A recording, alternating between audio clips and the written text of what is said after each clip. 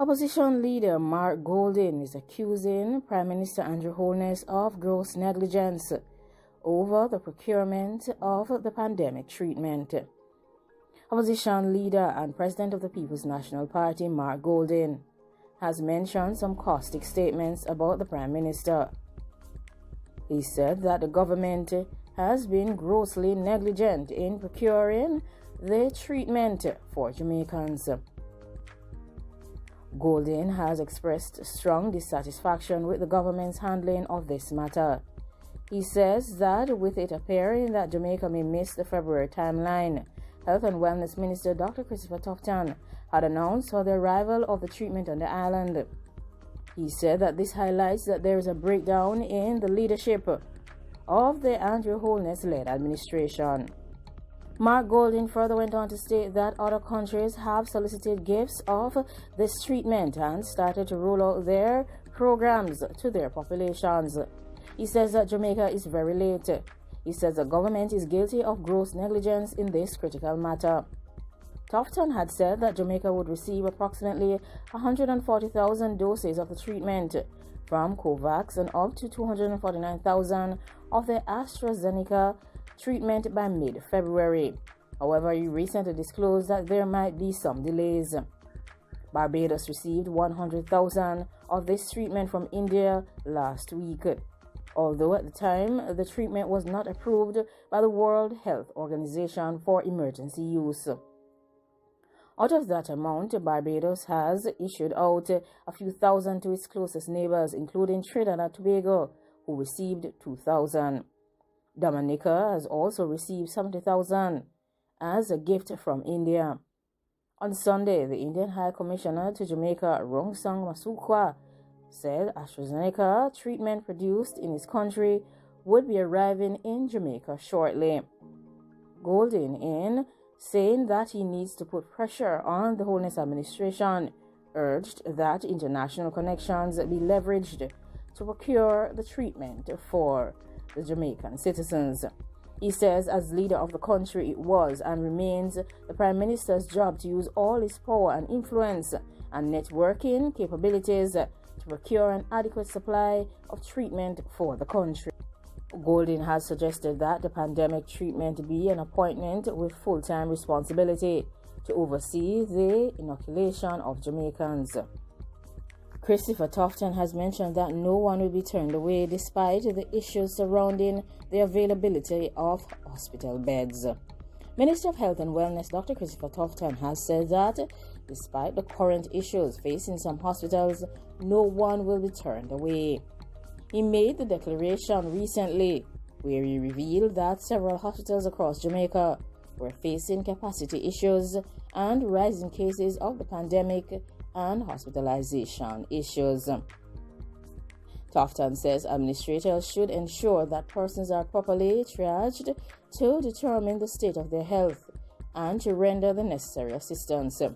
Further, regional health authorities and by extension hospitals have been asked to put in place temporary arrangements, whether that be tents and chairs, to ensure that all persons are assessed and that normal protocols are adhered to. At the same time, the Health and Wellness Minister is encouraging persons who do not need to go to a hospital at this time to avoid doing so. Instead, persons are being encouraged to utilize services at health centers, especially for non-emergency cases. According to Dr. Christopher Tufton, 13 hospitals are in excess of the isolation capacity. Health and Wellness Minister Dr. Christopher Tufton has said that the present state of the pandemic, hospitalizations have become alarming, with 13 of the 22 hospitals across Jamaica on red. Tufton explains that this means that these facilities have a greater than 84% occupancy level for their isolation capacity. 9 of the 13 hospitals are at 100% or greater capacity. He said that Jamaica added 2,818 new cases and saw hospitalizations move from 245 to 270 patients in relation to the pandemic. He says that steps have been taken to address the capacity issues. Hospitalized isolation capacity is available at the Cornwall Regional Hospital, Falmouth, Anata Bay, Port Maria, Mandeville Regional Hospital, the Maypen Hospital, the Kingston Public Hospital, Princess Margaret, and the Spanish Town Hospital. In response to hospitalization, they intend to increase the bed count, according to the minister, in addition to the field hospital spaces. The government will be adding an additional 20 beds at the National Chest Hospital and another 25 beds at the University Hospital of the West Indies.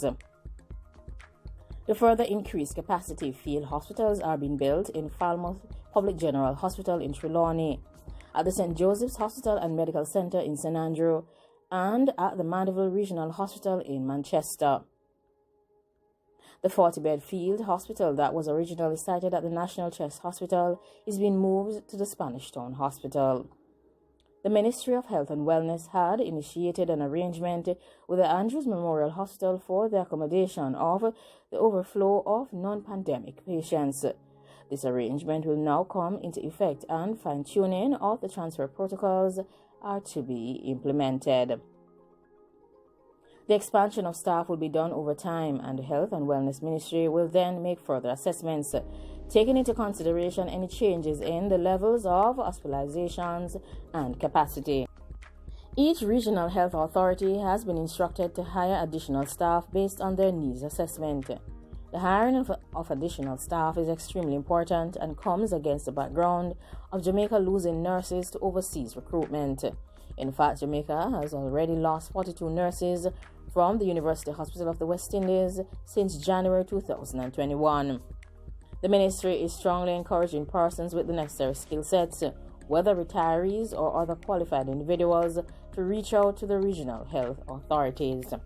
Like, comment, share, and subscribe. Let me know what you think about the matters that have been discussed. What of Mark Golding's statement against the Andrew Holness-led administration in regards to the purchasing of the pandemic treatment for Jamaicans? Do you believe that he's been fair? Or do you believe that the government is sincerely experiencing challenges acquiring this treatment? Thanks for watching, and goodbye.